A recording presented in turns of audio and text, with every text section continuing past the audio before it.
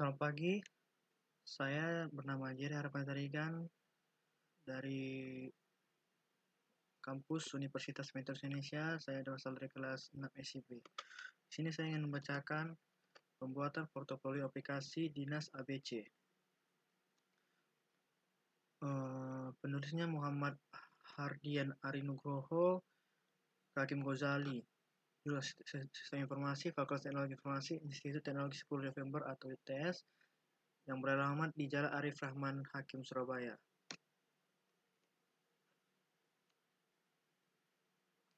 Abstraknya, di Indonesia saat ini sudah mulai berkembang pesat di semua lini, khususnya pada teknologi informasi dan komunikasi yang disebut dengan TIK.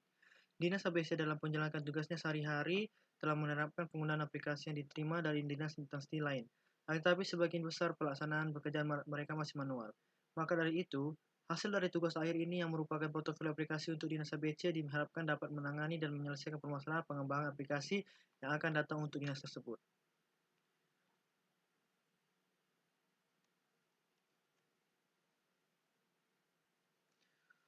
Adapun metode yang digunakan adalah dimulai dengan studi literatur terlebih dahulu, lalu pengumpulan data dengan melakukan survei kepada setiap kepala seksi atau kepala profesional yang ada pada Dinas ABC.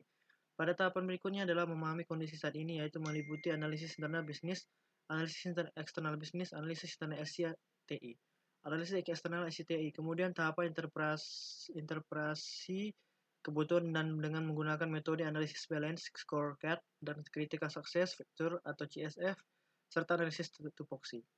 Pada tahap penyusunan portofolio aplikasi yaitu memetakan aplikasi yang muncul dari analisis sebelumnya dengan menggunakan metode MC, Farland, dan juga membuat arsitektur sistem aplikasi serta memetakan setiap aplikasi dari portofolio aplikasi yang telah dibuat dengan pengguna aplikasi tersebut. Kemudian membuat laporan tugas akhir dari hasil tersebut. Maka dari itu, hasil dari penyusunan tugas akhir ini adalah portofolio aplikasi yang diharapkan dapat memberikan manfaat antara lain sebagai syarat untuk menyelesaikan studi di jurusan sistem informasi. Bagi Dinas ABC dapat mengetahui arah pengembangan aplikasi yang sesuai dengan dan selaras dengan visi, misi, serta strategi dari dinas tersebut.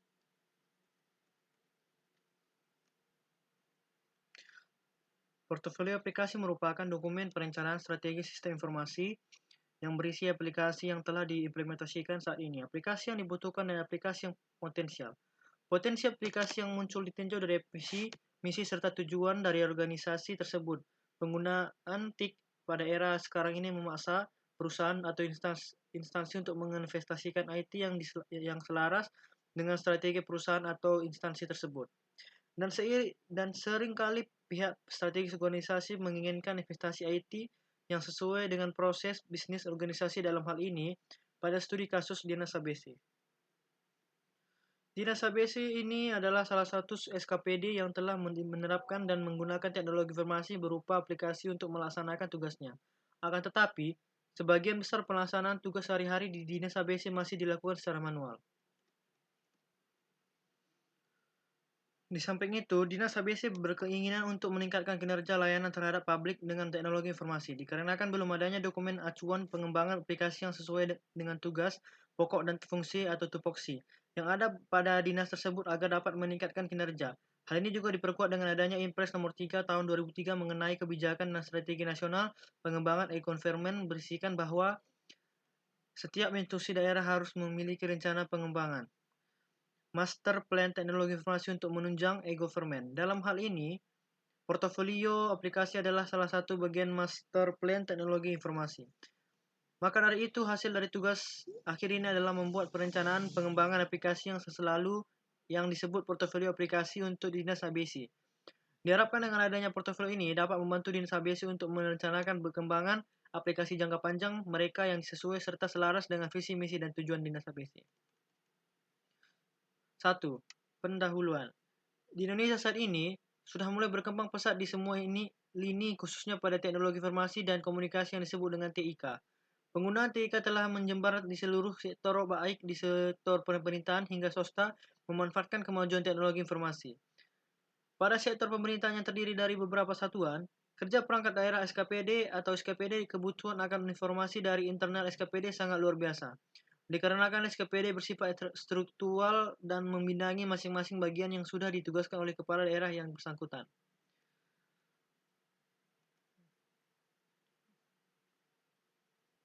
Bagian 2. Tinjauan pustaka. Menurut Ward dalam menerapkan teknologi informasi secara optimal, dibutuhkan suatu strategi IS/IT yang selaras dengan strategi bisnis organisasi. Maka dari itu, dibutuhkan strategi SI dan strategi TI yang tepat untuk dapat mengembangkan strategi bisnis dalam rangka mencapai tujuan bisnis perusahaan seperti pada gambar 1. B. Model strategi IS/IT. Model strategi SITI yang akan dikembangkan diharapkan nantinya akan menghasilkan portofolio aplikasi mendatang. Inilah gambar tersebut. Gambar 1, hubungan antara strategi bisnis, strategi IS, dan strategi IT. Dan gambar 2, model strategi SI dan TI atau TI. Penjelasan dari gambar 2.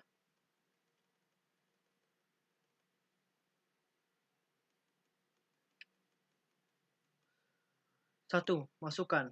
Menurut model ini memiliki input seperti pada gambar 2. Antara lain, lingkungan bisnis internal, analisis yang dilakukan oleh peneliti untuk mengetahui dan mengidentifikasi kondisi lingkungan bisnis internal perusahaan yang berkontribusi bagi kelangsungan perusahaan antara lain visi, misi tujuan, struktur organisasi, dan lain-lain. Lingkungan bisnis eksternal, analisis yang dilakukan oleh peneliti untuk mengetahui dan mengidentifikasi lingkungan eksternal bisnis. Eksternal perusahaan meliputi kondisi politik, ekonomi, sosial, dan teknologi yang dapat mempengaruhi bisnis dan lain-lain. Lingkungan SITI internal, analisis yang dilakukan oleh peneliti untuk mengetahui dan mengidentifikasi SITI yang telah ada dan dikembangkan perusahaan. Analisis ini juga dapat mengevaluasi portofolio aplikasi yang sudah ada dan kontribusi SITI. Lingkungan SITI eksternal adalah analisis yang dilakukan oleh peneliti untuk mengidentifikasi teknologi terkini dan mengetahui tingkatan kesesuaian teknologi yang diperoleh terhadap bisnis. 2. Hasil. Pada model di atas, lanjut, juga terdapat hasil dari proses strategi SITI antara lain, strategis bisnis sistem informasi, bagian dari portofolio mendatang yang menggambarkan tentang arsitektur informasi dan menjelaskan bagaimana SITI dapat digunakan untuk membantu perusahaan untuk mencapai tujuan bisnisnya. Strategi teknologi informasi, berisi kebijakan dan strategi untuk mengelola teknologi informasi dan sumber daya manusia yang spesialis. 3. Strategi manajemen SITI, berisi strategi perusahaan berupa kebijakan-kebijakan yang bersifat konsisten. Dari semua output yang telah dijelaskan di atas, pembahasan tugas akhir ini hanya sampai strategi bisnis SI yang kemudian menghasilkan portofolio aplikasi di dinas ABC. C. Kerangka penggunaan alat dan teknik secara efektif. Pada kerangka yang terlihat pada gambar 2.3, berikut menunjukkan alat dan teknik yang digunakan dalam membuat portofolio aplikasi. Inilah gambarnya. Kerangka penggunaan teknik. Pada gambar 2.3 menunjukkan bahwa sebuah membuat portofolio aplikasi dapat dilakukan dengan beberapa analisis. Penggunaan beberapa analisis menurut Ward lebih efektif daripada teknik yang tertutup. Ada 3 metode yang menjadi masukan dalam pembuatan portofolio aplikasi mendatang yang diimplementasikan pada tugas akhir ini, yaitu PS Analysis, Mission Objective BSC and CSFS, dan Process and Activity Analysis.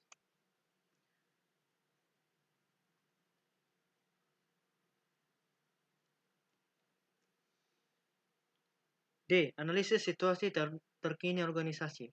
Dalam memahami situasi terkini organisasi, ada beberapa analisis yang harus dilakukan, yaitu analisis internal bisnis, analisis eksternal bisnis, analisis internal SITI, dan analisis eksternal SITI. Berikut penjelasan dan setiap analisisnya. 1. Analisis lingkungan internal bisnis. Strategi bisnis bukan hanya tujuan akan tetapi cara bagaimana mencapainya. 2. Lingkungan organisasi meliputi struktur organisasi yang juga akan dilakukan pada bab selanjutnya di tugas akhir ini. Proses bisnis saat ini, kegiatan dan intensitas informasi yang utama, misalnya pelanggan item, stok, akun, dan bagaimana mereka berhubungan dengan entitas lain. Dalam penelitian ini dimasukkan ke dalam subbab tugas pokok dan fungsi. Analisis ini bertujuan untuk mengetahui aktivitas yang ada di dinas ABC dan dokumen terkait serta pihak-pihak yang terkait dalam pelaksanaan tugas pokok dan fungsi. 2. Analisis lingkungan eksternal bisnis. Analisis ini sangat penting untuk memahami kondisi lingkungan eksternal bisnis dalam rangka menentukan peluang SCTI terhadap dampak bisnis dan memberikan kontribusi dalam membentuk strategi bisnis. 3. Analisis lingkungan internal SCTI. Pada tugas hari ini, analisis kondisi lingkungan internal SCTI bertujuan untuk mengetahui aplikasi dan sistem informasi yang telah diterapkan.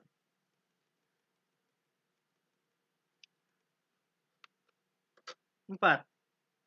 Analisis lingkungan eksternal SCTI. Dalam penelitian ini, analisis kondisi lingkungan eksternal SCTI bertujuan untuk mengetahui tren teknologi yang dapat diimplementasikan dinas untuk melaksanakan pekerjaannya. Sebenarnya, analisis ini hampir sama dengan analisis PETS. Pada bagian teknologi, maka dari itu pada pembahasan analisis ini tidak banyak dibahas. Menurut Robert S. Kaplan dan David P. Norton dari Harvard Business School, balance scorecard merupakan metode pengukuran bagi performance perusahaan secara cepat. Inilah gambar matriks TOWS-nya.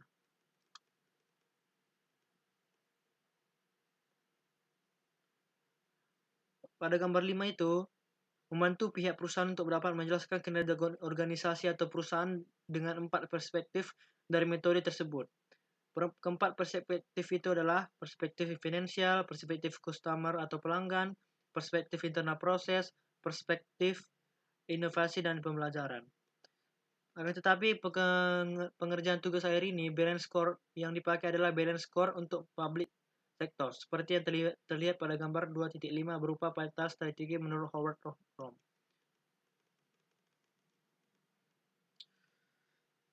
F. Analisis Critical Success Factor. Analisis CSF adalah analisis yang dilakukan oleh suatu perusahaan untuk mengetahui dan merumuskan faktor-faktor kritik keberhasilan suatu perusahaan.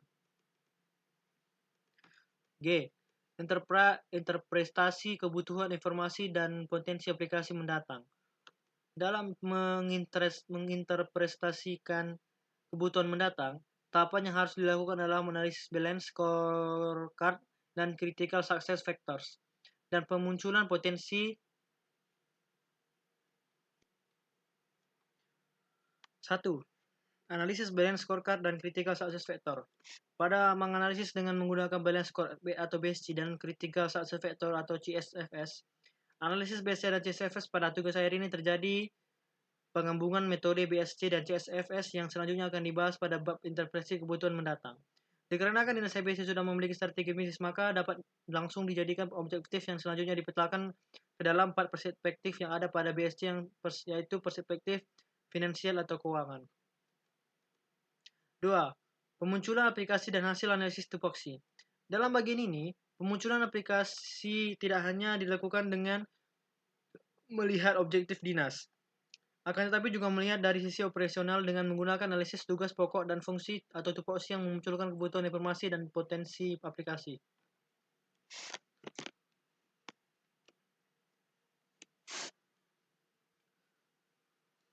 3.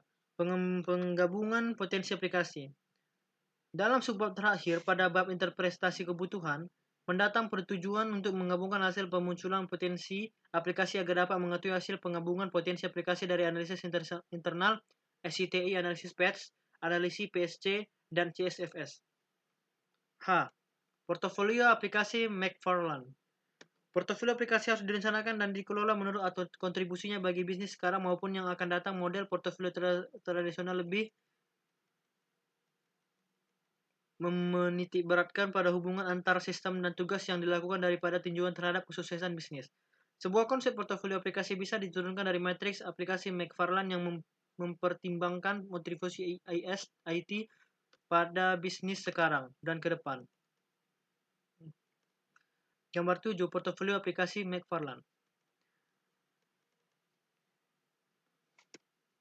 Pada matriks di atas, dapat dilihat bahwa nantinya semua aplikasi akan dipetakan sesuai dengan fokus perusahaan untuk mendukung berjalannya proses bisnis perusahaan tersebut. Di dalam matriks tersebut ada 4 kuadran yang memiliki karakteristik berbeda-beda, yaitu kuadran strategi high potential, key operational, dan support.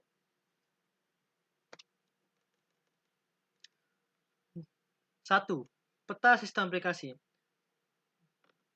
Peta sistem aplikasi atau PSA adalah representasi konsep ideal dan dari aplikasi yang dapat digunakan sebagai arahan yang mendukung struktur bisnis. Peta sistem aplikasi mengklasifikasikan sistem menjadi 5 tingkatan. Dari yang paling rendah adalah aplikasi penuh operasional, transaksional, pengawasan, dan kontrol. Kemudian perencanaan dan analisis serta posisi paling di atas diduduki oleh aplikasi yang bersifat strategis, sebagai petunjuk untuk mendapatkan peta sistem aplikasi dapat digunakan generik aplikasi flows yang ditunjukkan pada gambar 2.7. Bagian 3. Metode penelitian. Persiapan. Di dalam tahapan ini ada 3 bagian yang dilakukan terlebih dahulu, yaitu A. Penentuan latar belakang, perumusan masalah, tujuan, dan manfaat penelitian. B. Studi literatur. C. Survei objek penelitian dan pengumpulan data. B. Pemahaman situasi terkini organisasi. Pada tahapan ini, peneliti memunculkan pemahaman situasi terkini organisasi dari data-data dan informasi yang sudah dikumpulkan sebelumnya. Situasi terkini organisasi meliputi aliran informasi, permasalahan, dan harapan, serta dukungan software aplikasi dalam melaksanakan tugas sehari-hari. Kemudian, peneliti menganalisis sebagai berikut. 1. Analisis internal dan eksternal SITI. Analisis ini dilakukan dengan melihat aspek internal SITI seperti seberapa besar pengaruh aplikasi yang sudah ada. Untuk membantu pelaksanaan pekerjaan sehari-hari dan juga aspek eksternal SITI mengenai tren teknologi yang memungkinkan diterapkan pada dinas ABC. 2. Analisis internal dan eksternal bisnis. Analisis ini dilakukan dengan melihat aspek internal bisnis seperti budaya organisasi, struktur organisasi, dan alur informasi atau tugas di dinas tersebut. Dan juga aspek eksternal organisasi seperti analisis politik, ekonomi, sosial, dan teknologi atau analisis PETS. C. Interpretasi kebutuhan informasi dan potensi aplikasi mendatang. Pada tahapan ini adalah tahapan analisis yang dilakukan dengan beberapa metode, mulai dari analisis SWOT, Balance Scorecard, Critical Success Factor atau CSF, analisis PES, dan analisis Value Change. Berikut penjelasannya. 1. Analisis Balance Scorecard dan Critical Success Factor. Dari strategi dinas dari bab sebelumnya menjadi masukan untuk analisis ini. Analisis Balance Scorecard ini berguna untuk mengukur kinerja pada dinas ABC. Dari setiap matriks SWOT diproyeksikan ke dalam 4 perspektif, antara lain perspektif keuangan atau finansial, perspektif proses bisnis internal atau internal business process, perspektif pelanggan atau customer, dan yang terakhir adalah perspektif inovasi dan pembelajaran atau innovation and learning. Lalu membuat measure atau Key Performance Indicator atau KPI dan ditunjukkan dengan identifikasi CSF ke program. KPI program, CSF atau aktivitas, KPI aktivitas, kebutuhan informasi, dan potensi aplikasinya. 2. Pemunculan potensi aplikasi dari analisis tupoksi. Dalam bagian ini, peneliti memunculkan kebutuhan informasi dan potensi aplikasi dari analisis tupoksi yang sudah diidentifikasi pada bab sebelumnya. Analisis ini dilakukan untuk mengetahui potensi aplikasi pada bagian kegiatan operasional dinas. 3. Penggabungan potensi aplikasi. Dalam bagian terakhir pada tahapan ini, peneliti menggabungkan potensi aplikasi dan analisis BSC dan CSFS adalah analisis tupoksi dan analisis PES. D. Penyusunan portofolio aplikasi. Pada tahapan yang terakhir ini, ada beberapa bagian dalam menyusun dokumen strategi SIT, yaitu 1. Penentuan portofolio aplikasi McFarland. Pada bagian ini, potensi aplikasi yang ada pada tahapan sebelumnya kemudian dikelompokkan sesuai dengan metode yang ditemui oleh McFarland. 2. Pembuatan arsitektur sistem aplikasi. Dalam bagian ini, potensi aplikasi yang muncul dikategorikan sesuai dengan proses bisnis yang dapat didukung aplikasi. 3. Pembuatan laporan tugas akhir. Semua hasil yang telah diperoleh dari tahapan-tahapan sebelumnya didokumentasikan dari tahap awal proses hingga tahap akhir. Pembuatan laporan tugas akhir disesuaikan dengan standar yang diberlakukan dalam penulisan buku tugas akhir di jurusan Sistem Informasi ITS.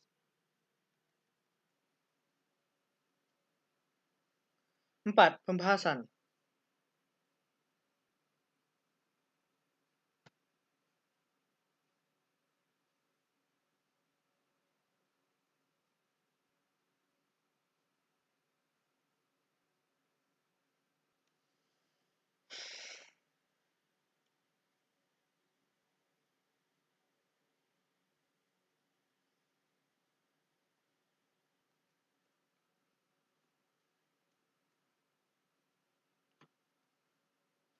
Pembahasan A. Potensi aplikasi hasil dari analisis internal SCTI. Dari analisis lingkungan internal SCTI, ada beberapa aplikasi yang sudah diimplementasikan oleh Dinas ABC seperti terlihat pada tabel 1. Nama aplikasinya Sistem Informasi Kepegawaian, 2 Sistem Informasi Penyusunan Anggaran. B. Potensi aplikasi hasil analisis BC dan CSF. Dari analisis gabungan antara BC dan CSF, munculkan beberapa potensi aplikasi seperti terlihat pada gambar 2. C. Potensi aplikasi analisis topoksi. Berdasarkan analisis value science, dapatkan beberapa potensi aplikasi seperti terlihat pada gambar 3. D. Potensi aplikasi hasil analisis SPES. Berdasarkan hasil analisis SPES, didapatkan beberapa potensi aplikasi seperti terlihat pada gambar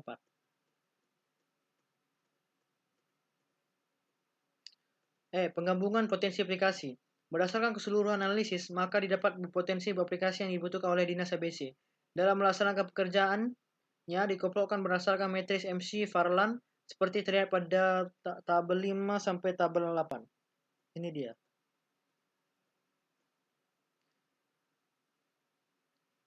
Tabel 1 aplikasi strategi, tabel 5 aplikasi strategi, tabel 6 aplikasi high potensial, tabel 7 aplikasi high potensial, tabel 8 aplikasi high potensial, tabel 9 aplikasi support.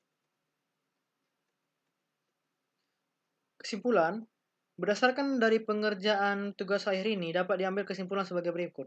Dari hasil analisis internet SCTI, berdasarkan bab pemahaman kondisi SCTI didapatkan 2 aplikasi yang telah diimplementasikan oleh Dinas ABC. Kemudian dari hasil analisis PS, berdasarkan subbagian analisis lingkungan bisnis dimunculkan 4 potensi aplikasi.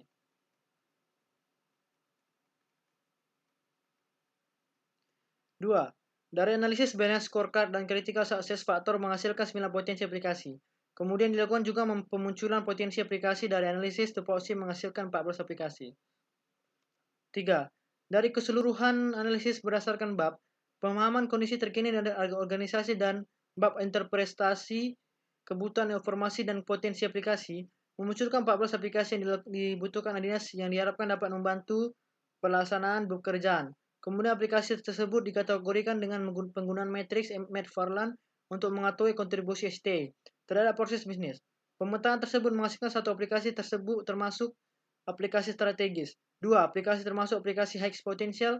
6. Aplikasi terhadap aplikasi key operasional. Dan 5. Aplikasi termasuk aplikasi support. Selanjutnya, pembuat arsitektur sistem aplikasi dapat dilakukan dengan mengidentifikasi kegiatan bisnis yang dapat didukung oleh aplikasi tersebut. Didapatkan satu aplikasi yang termasuk aplikasi strategis. 1. Aplikasi yang termasuk aplikasi perencanaan dan analisis. 1. Aplikasi yang termasuk aplikasi